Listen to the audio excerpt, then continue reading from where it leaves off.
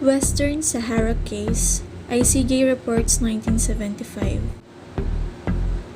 For centuries, Sahrawis were nomad tribes living in the Saharan desert. They used to travel freely across the desert searching for the best pasture lands and water for their goats and camels. 1885, at Berlin Conference, Europe divided the African continent. Italy, Portugal, Belgium, Germany, United Kingdom, France, and Spain. Africa was divided by improvised borders. Those who once were free nomadic tribal families became prisoners of artificial boundaries and suppressed by a colonial power. Spain, likewise, the other colonial rulers began to exploit the local natural resources.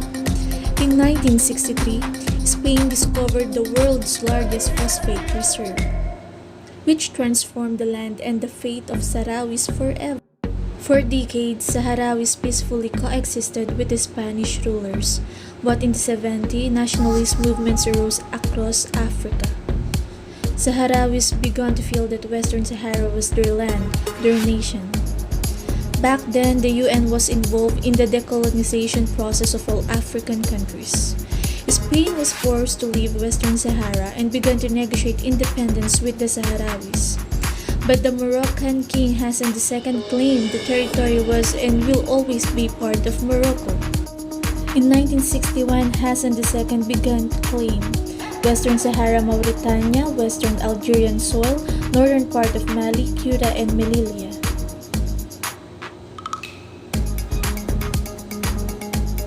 US and France pressured the weak Spain to avoid a war against Morocco over a territory that Spain was to abandon anyways.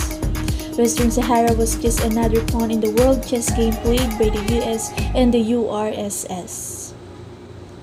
It was the Cold War. In 1975, as Spanish dictatorship Franco was dying, Hassan II organized the Green March.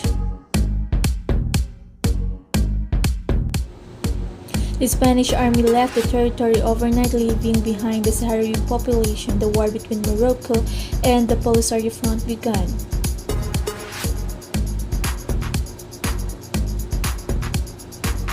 URSS direct ally Algeria armed the Polisario Front.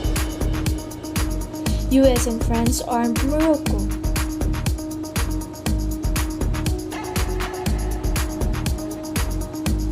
Following years of war, the Moroccan army couldn't defeat the Polisario Front guerrilla. In 1981, supported by the US and France, Morocco began to build a 2,500 km continuous defensive wall dividing the territory into two. As soon as the Cold War was over, the US decided this war should finish. In 1991, both parties approved a peace plan organized by the UN with only one condition: that a referendum would take place in which the Sahrawis would decide the future of Western Sahara.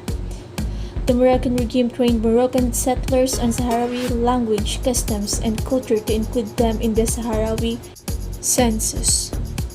Up to date, Morocco hasn't let the UN's sponsored referendum to take place. For the last 20 years, the US and France have always supported Morocco in the UN to avoid the peace plan to be completely achieved. This situation has led to the status quo. Half the Sahrawi population await for a peaceful solution, while the other half remain in the occupied territories under Moroccan occupation.